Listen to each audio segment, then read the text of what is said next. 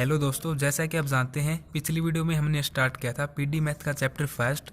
इसके basic concept के दौरान हमने समझा कि पार्शियल डिफरेंशियल इक्वेशंस की फॉर्मेशन के लिए हमारे पास दो मेथड होते हैं, जिसमें कि फर्स्ट मेथड है bye eliminating arbitrary constant and second है बाय एलिमिनेटिंग आर्बिट्रेरी फंक्शंस। जो पीडी की फॉर्मेशन का फर्स्ट मेथड है बाय एलिमिनेटिंग आर्बिट्रेरी कांस्टेंट, इसके तहत हमने एक्सरसाइज 1.1 के एग्जांपल्स को करना स्टार्ट किया था, जिसके अंतर्गत हम फर्स्ट एग्जाम्पल को पिछली वीडियो में कर चुके हैं। आज हम स्टार्ट करेंगे इसके नेक्स्ट एंड इंपॉर्टेंट एग्जाम्पल्स को।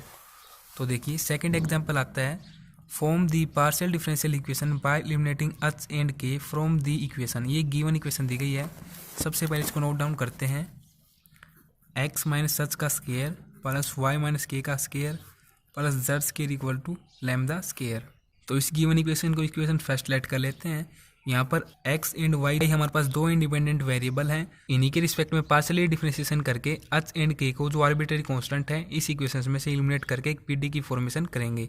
तो सिंपली सबसे पहले हम कर देते हैं differentiation partially with respect to x equation first. तो देखिए पावर आगे आएगी, ये हो जाएगा 2 इंटू में x माइनस एच, फिर यहाँ पर y वाली टर्म है तो ये एज ए कॉन्स्टेंट ट्रीट होगा, तो यहाँ पर हो जाएगा 0। यहाँ पर देखो z हमारे पास क्या होता है, डिपेंडेंट वेरिएबल होता है। इसका डिफरेंशिएशन कुछ इस तरीके से होता है, ये हो जाएगा 2z इंटू में करली z अपॉन में, जिसके भी रिस्पेक्ट में हम डिफरेंशिएशन करते हैं उसको हम नीचे लिखते हैं करली के इंटू में। तो ये हो जाएगा curly x equal to lambda square, ये एज ए कॉन्स्टेंट है तो ये 0 हो जाएगा यहाँ से। फिर देखिए हम 2 को कॉमन ले लेंगे, इसको कैंसिल कर देते हैं, ये राइट हैंड साइड में आके 0 हो जाएगा। यहाँ से रह जाता है हमारे पास x minus H plus z into में करली z अपॉन में करली x इक्वल टू 0। हम क्या करेंगे, इस कंप्लीट की वैल्यू निकाल लेते हैं यहाँ से। तो ये वैल्यू क्या आ जाएगी, x minus h equal to ये नेगेटिव हो जाएगा, नेगेटिव z इंटू में करली z अपॉन में करली x। इसको लेट कर लेते हैं इक्वेशन सेकंड। फिर देखिए इस इक्वेशन का पार्शियल डिफरेंशिएशन कर देते हैं y के रिस्पेक्ट में, तो हो जाएगा differentiation partially with respect to y equation first. तो देखो ये as a constant to y 0 हो जाएगा, यहाँ से पावर आगे जाएगी y माइनस के, फिर प्लस z स्केयर के रिस्पेक्ट में करेंगे तो ये जाएगा 2z इंटू में। अब देखो z हमारे पास एक इंडिपेंडेंट वेरिएबल होता है तो इसका हमारे पास डिफरेंशिएशन हो जाएगा पार्शियली करली z अपॉन में करली y के रिस्पेक्ट में करें तो यहाँ पर y लिख देंगे इक्वल टू z। 2 को कॉमन लेंगे, इस तरफ ले जाएंगे तो 0 हो जाएगा, ये कैंसिल कर देते हैं। यहाँ से देखिए y माइनस के की वैल्यू निकाल देंगे और वो यहाँ पर पुट कर देंगे डायरेक्ट y माइनस के इक्वल टू, इसको राइट हैंड साइड में ले जाएंगे तो नेगेटिव हो जाएगा। तो हमारे पास इसको लेट कर लेंगे इक्वेशन थर्ड। सिंपली हम कुछ इस तरीके से लिख देंगे, put the values of equation second and equation third in equation first. तो देखिए यदि हम ये वैल्यूज इस इक्वेशन में पुट कर देते हैं तो हमारे पास जो इक्वेशन बनेगी वो कुछ इस तरीके से होगी।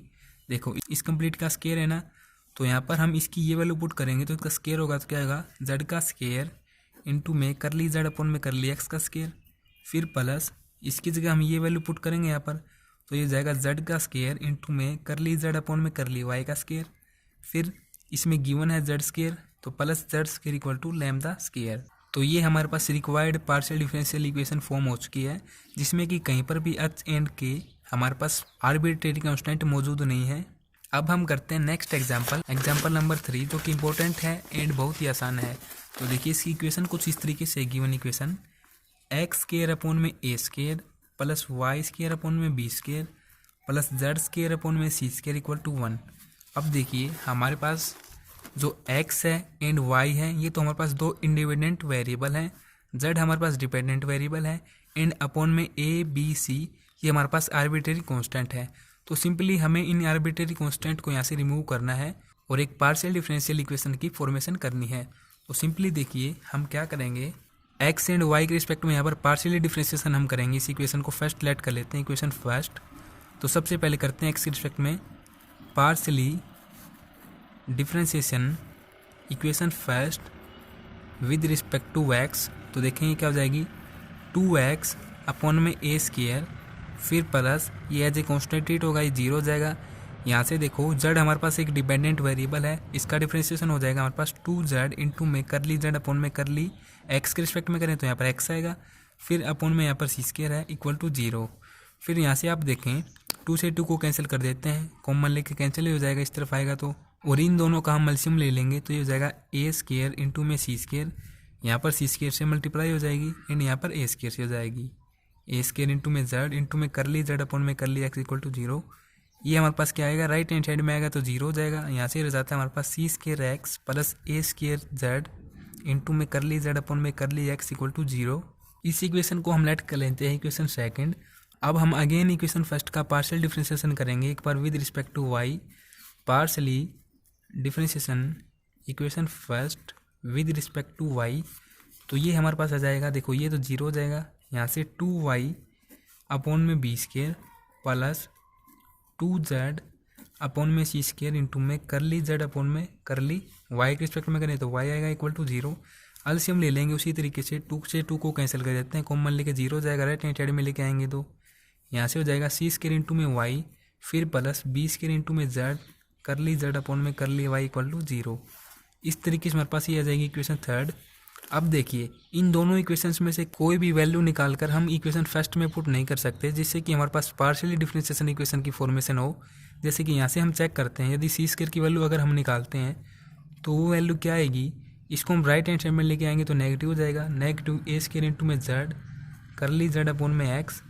यहाँ से देखो एक्स इसके अपॉन में आ जाएगा तो सी स्क्वायर की हमारे पास ये वैल्यू आएगी। अगर देखिए ये वैल्यू हम इक्वेशन फर्स्ट में पुट करते हैं तो हमारे पास ए स्क्वायर की वैल्यू तो रह ही जाएगी, क्योंकि सी स्क्वायर की वैल्यू पुट करेंगे तो ए स्क्वायर रह जाता है, ए स्क्वायर की वैल्यू पुट करते हैं तो सी स्क्वायर रह जाता है। हमने तो तीनों एलिमिनेट करने हैं ए बी एंड सी। तो यहाँ से हमें समझना होगा कि यदि हमारे पास फर्स्ट टाइम पार्शियल डिफरेंशिएशन करने के बाद आर्बिट्रेरी कांस्टेंट एलिमिनेट नहीं होते हैं तो ऐसे केस में हम सेकंड टाइम पार्शियल डिफरेंशिएशन करके देखना होता है। तो देखो ये जो हमारे पास इक्वेशन सेकंड आई है इसका अगेन पार्शियल डिफरेंशिएशन कर देंगे with respect to x, partially differentiation with respect to x equation second. ये हमारे पास इक्वेशन सेकंड है। अगर इसका पार्शियल डिफरेंशिएशन हम एक्स के रिस्पेक्ट में करते हैं तो क्या हो जाएगा, देखिए यहाँ पर एक्स की पावर 1 है तो यहाँ से हो जाएगा सी स्क्वायर फिर प्लस ए स्क्वायर इंटू में देखो जेड इंटू में करली जेड अपॉन में करली एक्स। तो हमारे पास ये दो वेरिएबल हो जाते हैं, यहाँ से जेड एंड यहाँ से एक्स वाला। तो इसका डिफरेंशिएशन हम u इंटू वी वाले फॉर्मूले से करेंगे, जिसको कि प्रोडक्ट रूल भी कहा जाता है। तो इसके अंतर्गत क्या होता है कि इसको हम एज ए कॉन्स्टेंट लेते हैं, सबसे पहले इसका डिफरेंशिएशन करेंगे तो ये जाएगा करली स्क्वायर जेड अपॉन में करली एक्स स्क्वायर फिर प्लस, अब हमें क्या करना होगा, इसको एज ए कॉन्स्टेंट लेंगे, इसका डिफरेंशिएशन करेंगे। तो एक्स के रिस्पेक्ट में अगर हम जेड का डिफरेंशिएशन करेंगे तो ये क्या हो जाएगा, करली जेड अपॉन में करली एक्स इंटू में हमारे पास क्या है करली जेड अपॉन में करली एक्स, इनकी अगर हम मल्टीप्लाई कर देंगे तो ये क्या हो जाएगा करली जेड अपॉन में करली एक्स का स्क्वायर और साथ में ये प्लस। तो इसकी जगह हमारे पास क्या हो जाएगा, यहाँ पर जेड इंटू में करली स्क्वायर जेड अपॉन में करली एक्स स्क्वायर प्लस करली जेड अपॉन में करली एक्स का स्क्वायर। तो इस तरीके से हमारे पास ये इक्वेशन बन चुकी है। अब देखिए ये जो सी की वैल्यू हमने यहाँ से प्राप्त की है उसको यदि हम यहाँ पर पुट करके देखते हैं तो देखिए इस तरीके से लिख देंगे, put the value of c square from equation second, इसकी जगह ये वैल्यू पुट करेंगे तो ये हमारे पास है माइनस ए स्क्वायर जेड अपॉन में एक्स इंटू में करली जेड अपॉन में करली एक्स फिर प्लस ए स्क्वायर इंटू में जेड इंटू में करली स्क्वायर जेड अपॉन में करली एक्स स्क्वायर प्लस करली जेड अपॉन में करली एक्स का स्क्वायर। यहाँ से देखो ए स्क्वायर को हम कॉमन लेंगे इक्वल टू हमारे पास 0 है, यहाँ पर भी इक्वल टू 0 आएगा। कॉमन लेंगे तो कुछ इस तरीके से हो जाएगा ए स्क्वायर इंटू में माइनस जेड अपॉन में एक्स करली जेड अपॉन में एक्स फिर प्लस जेड इंटू में करली स्क्वायर जेड अपॉन में करली एक्स स्क्वायर प्लस करली जेड अपॉन में करली एक्स का स्क्वायर इक्वल टू 0। और ये हमारे पास राइट हैंड साइड में अपॉन में आके यहाँ से 0 हो जाएगी। तो अब हमारे पास एक ऐसी इक्वेशन बन जाती है माइनस जेड अपॉन में एक्स करली जेड अपॉन में एक्स प्लस जेड इंटू में करली स्क्वायर जेड अपॉन में करली एक्स स्क्वायर प्लस करली जेड अपॉन में करली एक्स का स्क्वायर इक्वल टू 0, जिसमें कि हमारे पास कोई भी आर्बिट्रेरी कांस्टेंट मौजूद नहीं है। तो ये हमारे पास रिक्वायर्ड पार्शियल डिफरेंशियल इक्वेशन होगी। जो हमने इसका ये आंसर निकाला है इसकी अनदर फॉर्म भी हो सकती है, वो किस तरीके से हो सकती है उसको आप समझिए। जैसे कि देखिए हमारे पास ये y की फॉर्म में इक्वेशन थर्ड आई है, यदि हम इसका भी x की तरह अगेन पार्शियल डिफरेंशिएशन कर दें तो हमारे पास इक्वेशन क्या बनेगी, ये सी स्क्वायर प्लस में बी स्क्वायर इंटू में मैं डायरेक्ट यहाँ पर लिख रहा हूँ, ठीक इसी तरीके से ही होगा जेड इंटू में करली स्क्वायर जेड अपॉन में करली वाई स्क्वायर फिर प्लस करली जेड अपॉन में करली वाई का स्क्वायर इक्वल टू 0। अब देखें हमारे पास ये इक्वेशन बन गई है जब हमने इक्वेशन थर्ड को पार्शियल डिफरेंशिएशन किया। अब यहाँ से हम सी स्क्वायर की या फिर बी स्क्वायर की वैल्यू अगर निकाल लेते हैं तो वो हमारे पास क्या आएगी, देखो जैसे कि सी स्क्वायर की हमने वैल्यू निकाली तो ये वैल्यू क्या आएगी, नेगेटिव बी जेड इंटू में कर ली जेड अपॉन में कर ली वाई, और यहाँ से ये वाई अपॉन में आ जाएगा। ये वैल्यू यदि हम यहाँ पर पुट कर देते हैं तो ये हमारे पास हो जाएगा कुछ इस तरीके से, नेगेटिव बी जेड अपॉन में वाई इंटू में कर ली जेड अपॉन में कर ली वाई, फिर प्लस में बी स्क्वायर इंटू में यहाँ से देखिए जेड इंटू में कर ली स्क्वायर जेड अपॉन में कर ली वाई स्क्वायर प्लस कर ली जेड अपॉन में कर ली वाई स्क्वायर इक्वल टू 0। यहाँ से बी स्क्वायर कॉमन लेके हम कैंसिल कर देते हैं तो हमारे पास रह क्या जाता है, यहाँ से देखिए यहाँ पर स्क्वायर आएगा और यहाँ पर भी स्क्वायर आएगा, क्योंकि यहाँ पर इसको राइट हैंड साइड में ले जाएंगे तो स्क्वायर है यहाँ पर बी का, ये नेगेटिव हो जाएगा। ठीक इसी तरीके से यहाँ पर हमारे पास रह जाता है जेड अपॉन में वाई इंटू में कर ली जेड अपॉन में वाई, फिर प्लस, और ये हमारे पास फॉर्म है जेड इंटू में कर ली स्क्वायर जेड अपॉन में कर ली वाई स्क्वायर प्लस कर ली जेड अपॉन में कर ली वाई का स्क्वायर इक्वल टू 0। यही आंसर बुक में निकाल के दिखा रखा है आपको कुछ इस तरीके से। और जो आंसर हमने ये एक्स की फॉर्म में निकाला है ये वाला, ये हमारे पास यहाँ पर है। देखो जैसे कि यहाँ पर लिखा भी गया है another form of differential equation can be also obtained, कुछ इस तरीके से अनदर फॉर्म इसकी निकाल के दिखा रखी है। एक्स की फॉर्म में निकाल दी, ये वाई की फॉर्म में निकाल दी। अब यहाँ पर आप इसको समझिए, ये इस तरीके से है और हमने जो निकाली ये इस तरीके से है।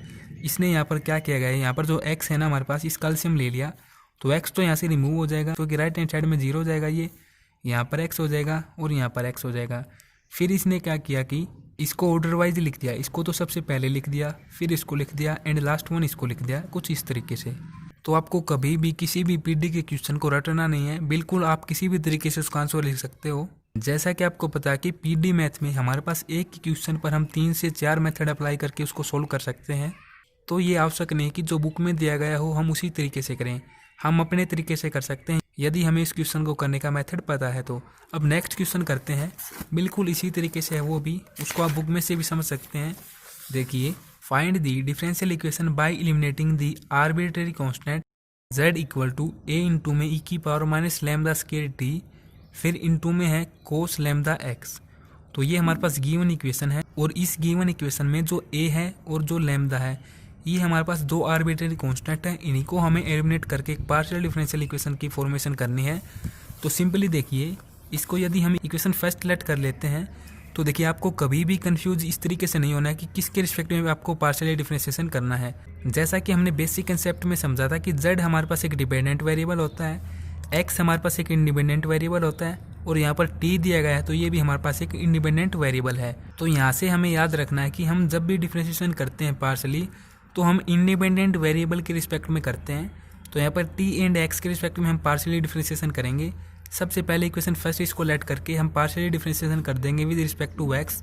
तो ये हमारे पास हो जाएगा कर ली z अपॉन में कर ली x equal to a into में e की power minus lambda square t।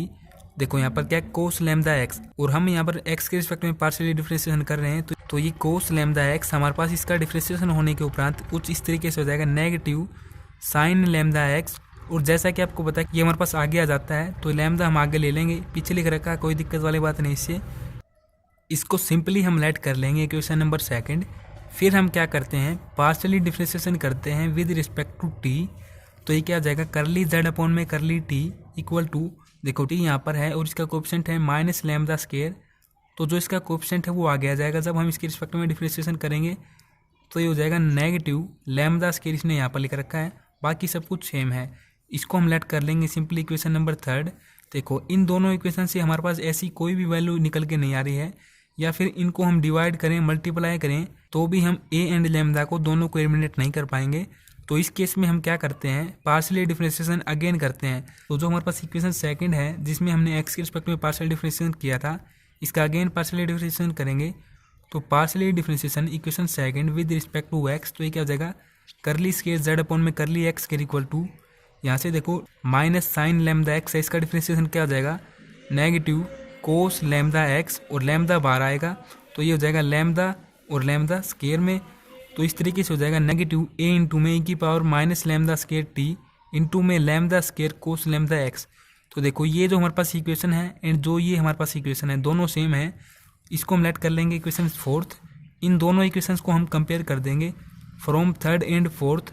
तो देखो ये दोनों तो हमारे पास साइड कैंसिल हो जाएंगे राइट हैंड साइड में, हमारे पास क्या रह जाता है, करली स्केयर जेड अपॉन में करली एक्स स्केयर इक्वल टू ये इक्वेशन करली जेड अपॉन में करली टी। तो ये हमारे पास रिक्वायर्ड इक्वेशन होगी। अब हम करते हैं क्वेश्चन नंबर 5 को। सबसे पहले स्टेटमेंट पढ़ लेते हैं। Find the differential equation of all spheres of fixed radius having centre in x y plane. हमें ये पता होना चाहिए कि स्पेयर की इक्वेशन क्या होती है। उसके बाद कंडीशन ये है कि इसका जो रेडियस है वो फिक्स्ड है और जो सेंटर है वो लाई करता है इन एक्स वाई प्लेन। तो देखिए इसको हम समझते हैं किस तरीके से क्वेश्चन को हम करेंगे। एग्जाम्पल नंबर 5, स्पेयर की इक्वेशन हमारे पास कुछ इस तरीके से होती है। Equation of sphere all planes के लिए मीन्स एक्स वाई जेड के लिए ये हमारे पास होती है एक्स माइनस ए का स्केयर फिर प्लस वाई माइनस बी का स्केयर फिर प्लस जेड माइनस सी का स्केयर इक्वल टू रेडियस। हम कुछ भी लेट कर सकते हैं, जैसे कि आर इसको हम लेट कर लेते हैं तो ये जाएगा आर स्केयर। लेकिन क्वेश्चन में कंडीशन ये है कि जो हम इक्वेशन लेंगे वो हमारे पास एक्स वाई प्लेन में होनी चाहिए। तो इस केस में होता क्या है, जो हमारे पास जेड एक्सिस का वेरिएबल होता है उसको हम 0 के इक्वल पुट करते हैं। तो जेड जो एक्सिस है उसका वेरिएबल हमारे पास होता है सी। तो सी को यदि हम यहाँ पर 0 पुट करेंगे तो इक्वेशन कुछ इस तरीके से हो जाएगी, एक्स माइनस ए का whole square plus y minus b का होल स्केयर फिर प्लस यहाँ से देखो इसको ओपन करते हैं आइडेंटिटी को, तो ये जाएगा z square minus 2c z plus c square और सी हम यहाँ पर पुट करेंगे इक्वल टू 0। तो ये 0 हो जाएगा एंड ये 0 हो जाएगा। तो केवल हमारे पास यहाँ से रह जाता है जेड स्केयर। तो z square equal to are square, ये हमारे पास गिवन इक्वेशन होगी। इसको हम लेट कर लेते हैं सिंपली इक्वेशन फर्स्ट। इस इक्वेशन में जो ए एंड बी दो हमारे पास आर्बिट्रेरी कांस्टेंट हैं, एक्स एंड वाई हमारे पास दो इंडिपेंडेंट वेरिएबल हैं एंड जो जेड है ये हमारे पास डिपेंडेंट वेरिएबल है। तो सिंपली ये क्वेश्चन नंबर 2 की तरह है बिल्कुल। तो देखिए हम क्या करेंगे, इसको इक्वेशन फर्स्ट लेट करके differentiation partially equation first with respect to x. हमें इस इक्वेशन में से ए एंड बी जो हमारे पास आर्बिट्रेरी कांस्टेंट है इन्हीं दोनों को एलिमिनेट करना है। तो देखिए यहाँ से क्या जाएगा 2 इंटू में एक्स माइनस ए, ये एज ए कॉन्स्टेंट 0 हो जाएगा। फिर जेड स्केयर है तो ये जाएगा 2z इंटू में करली जेड अपॉन में करली एक्स इक्वल टू ये 0 हो जाएगा। 2 से 2 को कैंसिल कर देते हैं, यहाँ से इसकी वैल्यू हम निकाल लेते हैं तो ये जाएगी x minus a equal to right hand side में ले जाएंगे तो नेगेटिव हो जाएगा, नेगेटिव जेड इंटू में करली जेड अपॉन में करली एक्स। इसको हम लेट कर लेते हैं सिंपली इक्वेशन सेकंड। फिर हम एक बार इक्वेशन फर्स्ट का वाई के रिस्पेक्ट में पार्शियली डिफ्रेंशिएशन करते हैं। Differentiation partially equation first with respect to y, तो ये हमारे पास हो जाएगा कुछ इस तरीके से, ये 0 हो जाएगा एज ए कॉन्स्टेंट। तो ये यहाँ से हो जाएगा 2 इंटू में y minus b plus 2z into में करली जेड अपॉन में करली वाई इक्वल टू 0। 2 को कॉमन लेके कैंसिल कर देंगे, वाई माइनस बी की यहाँ से वैल्यू निकाल लेते हैं तो इसको राइट हैंड साइड में ले जाएंगे तो नेगेटिव हो जाएगा। और इसको हम लेट कर लेते हैं equation third not equal to 0। तो इस तरीके से हम लिख देंगे put the value of x minus a and y minus b from equation second and third in equation first. इन दोनों वैल्यूज को इक्वेशन फर्स्ट में पुट कर देंगे तो ये हमारे पास हो जाएगी कुछ इस तरीके से, जेड स्केयर इंटू में करली जेड अपॉन में करली एक्स का स्केयर प्लस यहाँ से जेड स्केयर इंटू में करली जेड अपॉन में करली वाई का स्केयर फिर plus Z square equal to are square. इस जेड को हम कॉमन भी ले सकते हैं तो ये कुछ इस तरीके से हो जाएगा, जेड स्केयर इंटू में करली जेड अपॉन में करली एक्स का स्केयर प्लस करली जेड अपॉन में करली वाई का स्केयर प्लस यहाँ से 1 इक्वल टू आर स्केयर। जैसा कि अब आप बुक में से इसको देख के समझ सकते हैं, बिल्कुल इसी तरीके से हमारे पास आंसर आ चुका है। अब देखिए जो एग्जांपल नंबर 6 है, इसमें क्या है, find the differential equation of set of all right circular cones whose axis coincide with z axis. तो देखिए the family of right angular cones whose axis coincide with z axis इसमें given दिया गया है, having semi vertical angle alpha. जो हमारे पास right circular cone की equation होगी उसमें हम सेमी वर्टिकल एंगल को अल्फा लेट कर लेंगे और जो वर्टेक्स होंगे वो हमारे पास 0 0 होंगे, एक्स के लिए 0 एंड वाई के लिए 0। तो हमारे पास ये इक्वेशन कुछ इस तरीके से होगी, x square plus y square equal to z minus c का होल स्केयर इंटू में tan स्केयर अल्फा। इसको हम लेट कर लेंगे इक्वेशन फर्स्ट। देखिए अगर आप इन क्वेश्चन को बड़ी आसान तरीके से करना चाहते हैं ना, तो आप 2 से 3 जो हमारे पास ये गिवन इक्वेशंस होंगी प्लेन की, स्पेयर की, राइट एंगुलर सर्कुलर कोन की, इनको आप याद कर लीजिए। बाकी आपको पता है कि पार्शियली डिफरेंशिएशन का यूज़ होगा, वो हम जानते हैं किस तरीके से हमें करना है। तो देखिए इसको लेट कर लेते हैं इक्वेशन फर्स्ट। अब देखिए इस इक्वेशन में आपको ये पहचानना है कि इसमें डिपेंडेंट इंडिपेंडेंट वेरिएबल कौन से हैं और आर्बिट्रेरी कांस्टेंट कौन से हैं।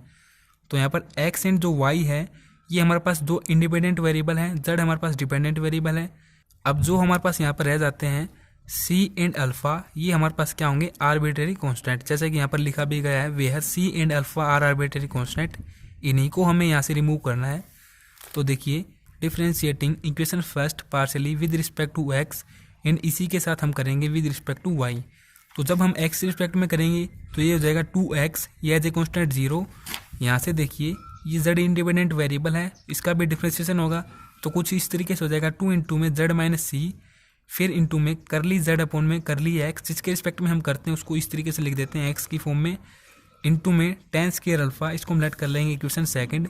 अब हम पार्शियल डिफरेंशिएशन करेंगे विद रिस्पेक्ट टू वाई, तो इक्वेशन ये कुछ इस तरीके से हो जाएगी 2y इक्वल टू 2 इंटू में जेड माइनस सी इंटू में करली जेड अपॉन में curly Y ten square alpha, इसको हम लेट कर लेंगे इक्वेशन नंबर थर्ड। ये दोनों इक्वेशन कंप्लीटली सेम है। देखो यहाँ पर 2 है, यहाँ पर 2 है, यहाँ पर 2 इंटू में जेड माइनस सी है, यहाँ पर भी 2 इंटू में जेड माइनस सी है, यहाँ पर टेन स्क्वायर अल्फा है, यहाँ पर भी टेन स्क्वायर अल्फा है।